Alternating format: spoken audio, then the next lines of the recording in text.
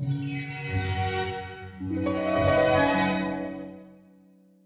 वक्त हम लोग कानपुर देहात के मड़ौली क्षेत्र में हैं। यहाँ पे अभी बीते 13 तारीख को एक घटना हुई जिसमें आरोप है कि प्रशासन ने आगजनी मतलब अतिक्रमण हटाते वक्त आगजनी की और जिसमें 2 लोगों की जलकर मौत हो गई। और इसमें पूरे मामले में पूरा जो आरोप है प्रशासन पर लगाया जा रहा है।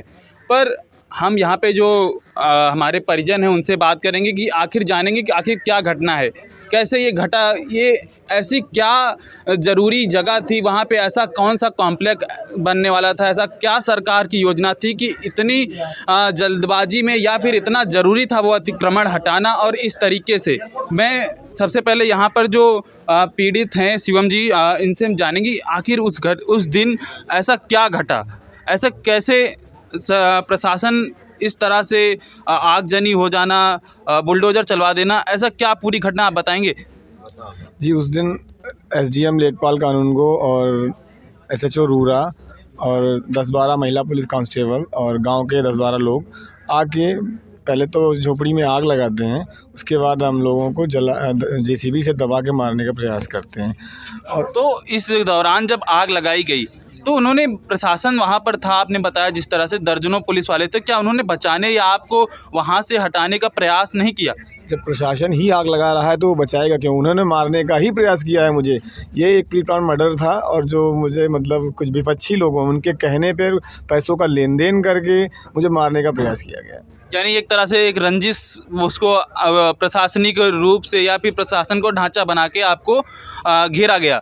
तो क्या इसके पहले कोई नोटिस या कुछ दिया गया आपको? जी, इसके पहले कोई नोटिस नहीं, कुछ नहीं, कोई भी मतलब मेरा मामला भी कोर्ट में लंबित था और इसकी 20 तारीख ये जो आ रही है इसमें मेरी एक तारीख पड़ा थी।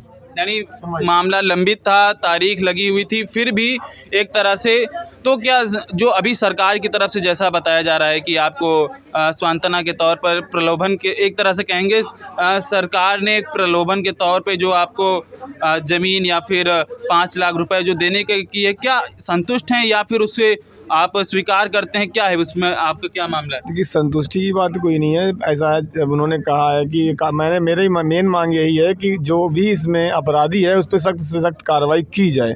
और प्रशासन, मुझे लगता है कि अभी तक इस चीज़ में अभी पीछे है, क्योंकि वो कार्रवाई नहीं भेजा गया, नहीं एसडीएम कस्टडी है, नहीं लेखपाल। तो आप क्या बताएंगे, मतलब कौन आरोपी कौन है, किसे आप? हमें जितनी जानकारी हुई है उसमें अभी एसडीएम और लेखपाल की गिरफ्तारी हुई है, लेकिन गिरफ्तारी हुई है, अभी जेल नहीं भेजा गया है। हो सकता है कोई ऐसा षड्यंत्र चल रहा हो कि उनकी धाराएं हटा दी जाएं। भाई प्रशासन ही खुद कर रहा है ना सब, तो हो सकता है कि दोषियों को बचा लिया जाए।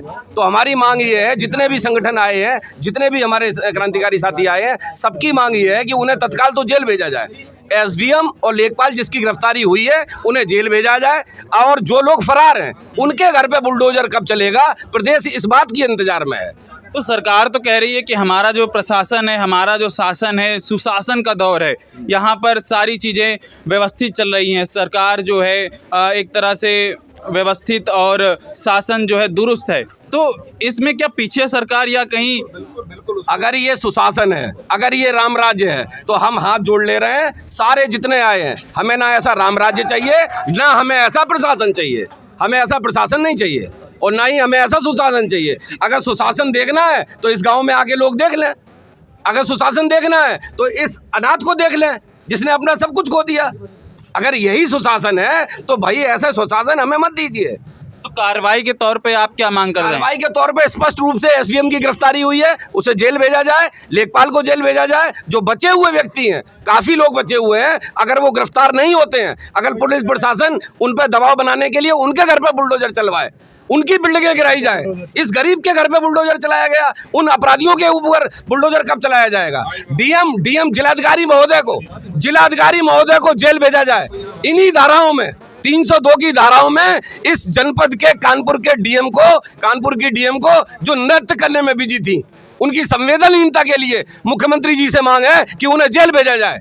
तत्काल प्रभाव से। जब हमने देखा, खबर भी सुनी, अंतिम संस्कार के लिए जब मतलब यहाँ से निकले तो वहाँ पर भी अनियमितताएं थी, प्रशासन की ओर से आनन फानन सारी व्यवस्थाएं की गई। इस पर किस तरीके से क्या प्रशासन चाहता था कि मामला जल्दी रफा दफा हो, ऐसा कुछ? प्रशासन ने ये पूरा प्रयास किया। शुरुआत से इस मामले में प्रशासन की चूक थी। प्रशासन ने कतिपय लोगों की मिलीभगत से इस परिवार का आशियाना, इस परिवार को उजाड़ा।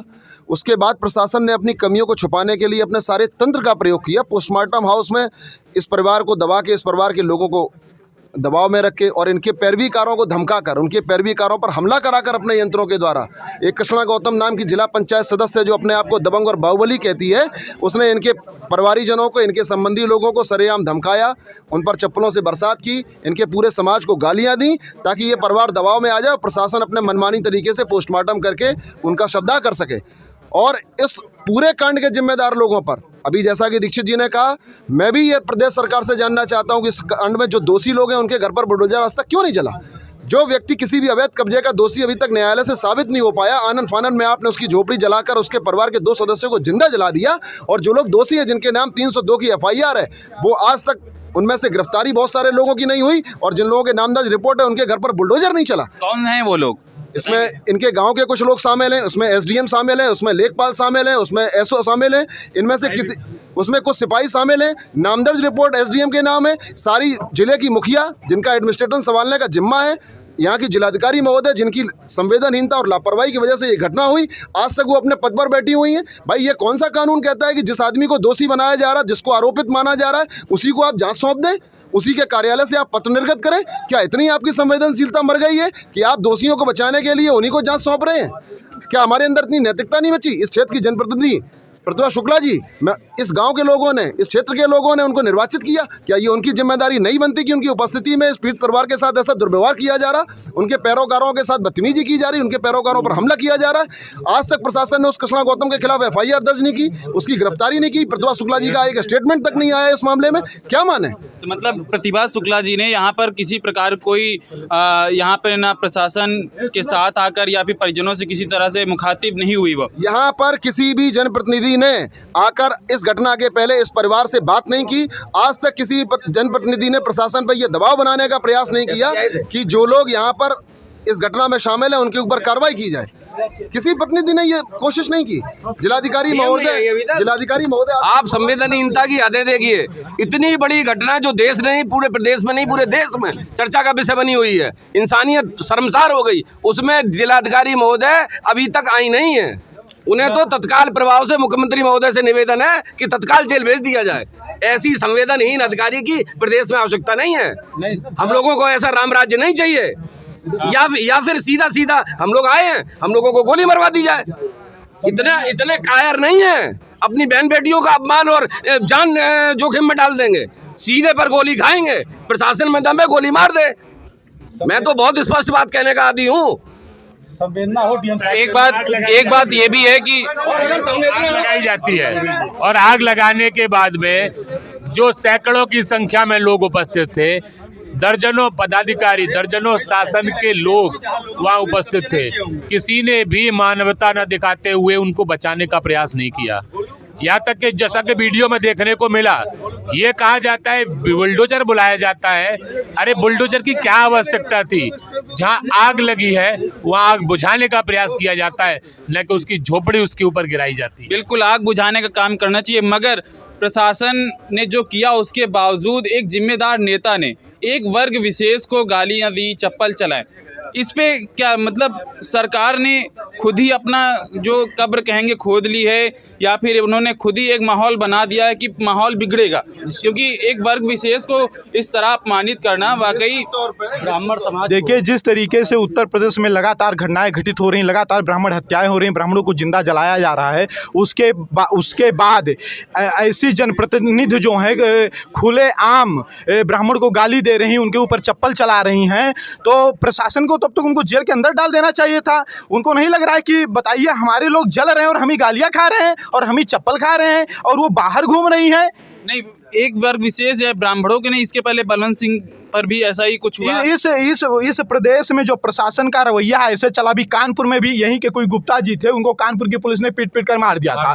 कुछ दिन पहले बलवंत सिंह जी को यहीं की पुलिस ने पीट करके मार दिया। उसके बाद आज ये जो घटना घटित हुई, वीडियो मैंने देखा है, जब माँ और बेटी फूस के अंदर चली गई है और उसमें आग लग गया है, तो ऊपर से वो जेसीबी से उसे गिरवाया गया है। अगर जेसीबी से वो ना गिरवाया गया होता तो शायद वो माँ और बेटी बच जाती, और वो जैसे गिरा उसी के नीचे वो दब गई हो, दब करके जल करके मर गई हैं। लगातार प्रशासन घटनाओं पर घटनाएं अंजाम दे रही है, लेकिन यह दुर्भाग्य है कि उन पर कोई कड़ी कार्रवाई नहीं हो पा रही, इनके लिए कोई कानून नहीं बन पा रहा है। आज संवेदनाएं FIR कॉपी जो जिसमें FIR दर्ज किया गया है, उसमें बहुत लोगों के जो यहाँ SDM है, क्या उनके पिता का नाम यहाँ के प्रशासन को नहीं पता है? यहाँ के जो कानून को है, क्या उनके पिता का नाम प्रशासन को नहीं पता है? लेकिन उसमें अज्ञात लिखा गया है। अज्ञात लिखने का कारण सिर्फ इतना है कि इनको ये बचाने का प्रयास करेंगे और मामले को ये इधर उधर उलझाने का प्रयास करेंगे, बस यही इनका उद्देश्य और कोई उद्देश्य नहीं है। इस समय कस्टडी में है, इस समय बता दें आपको, कस्टडी में। मीडिया के एक मिनट रुक जाइए। मीडिया के माध्यम से हमारे जो भी चैनल के बंधु हैं, एक बार में